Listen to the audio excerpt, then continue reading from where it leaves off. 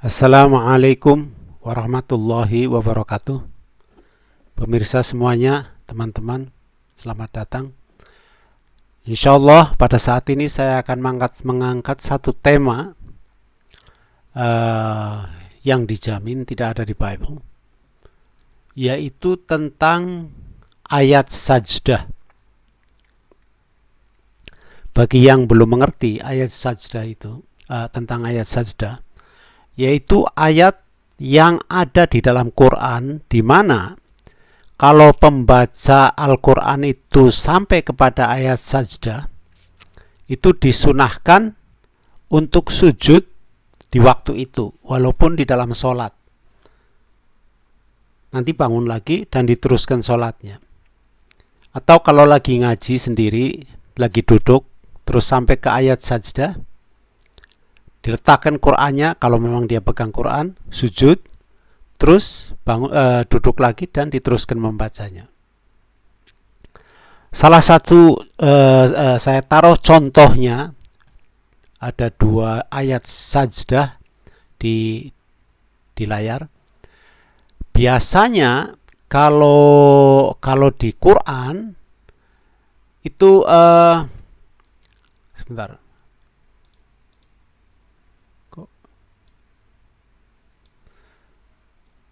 Kalau di Quran itu ada simbol kayak begini, ya ada kayak bentuk masjid atau menaranya masjid. Mungkin setiap Quran berbeda-beda ya, cuma kurang lebih begitulah. Kalau ada simbol, kalau ayat sajdah punya simbol. Ini di Surat Al-A'raf atau surat 7 ayat yang terakhir, yaitu 206, itu bisa dilihat sebab gampang dilihat, ayat yang terakhir dari surat Al-A'raf yang bunyinya innalladzina 'inda rabbika la yastakbiruna an ibadatihi wa yusabbihunahu wa lahu yasjudun. Nah, ini kata-kata yasjudun di sini menunjukkan ada sujud. Sesungguhnya mereka yang ada di sisi Tuhanmu tidaklah merasa enggan menyembah Allah, dan mereka mentasbihkannya, dan hanya kepadanya lah mereka bersujud.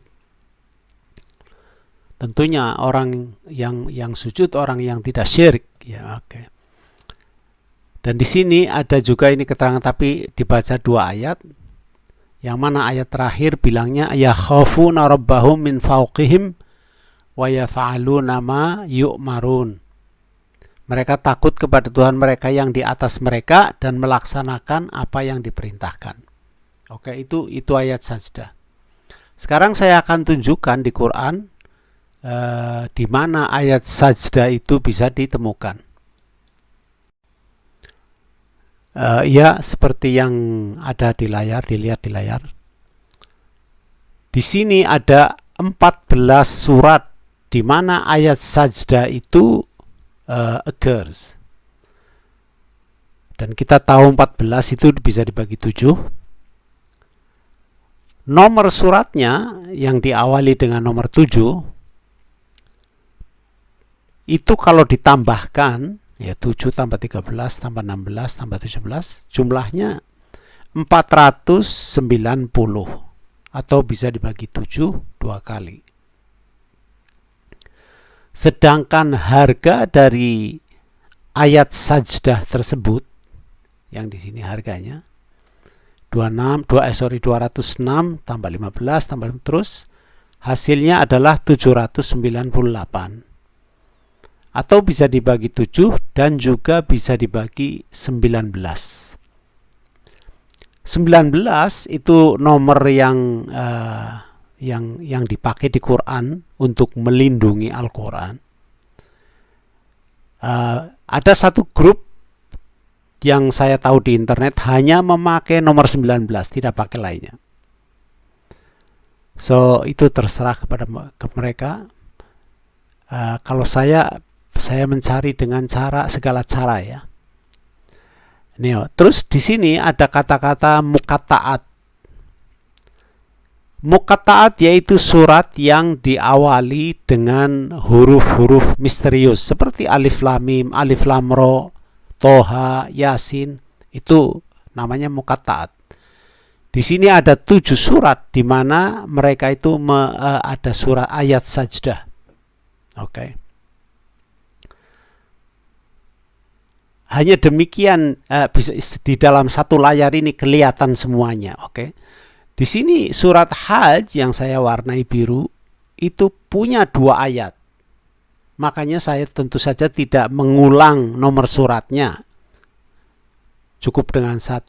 Tapi di waktu saya menyimpan nomor-nomor ini di dalam satu kolom supaya jangan sampai hilang, sebab ini di dalam kolom-kolom begini itu kalau terpisah nanti kebingungan lagi untuk mengumpulkannya. So saya taruh di dalam satu kolom hanya nomornya. Kita bisa lihat sebentar ya. Oke. Ini yang saya maksud. Saya simpan di dalam satu kolom. Tidak sengaja. Seperti surat 7 tadi yang pertama di ayat 206. Saya taruh 7206. Surat 13 ayat sajdahnya itu ayat 15, saya taruh 1315. Dan yang paling panjang yaitu surat 17 ayat 109.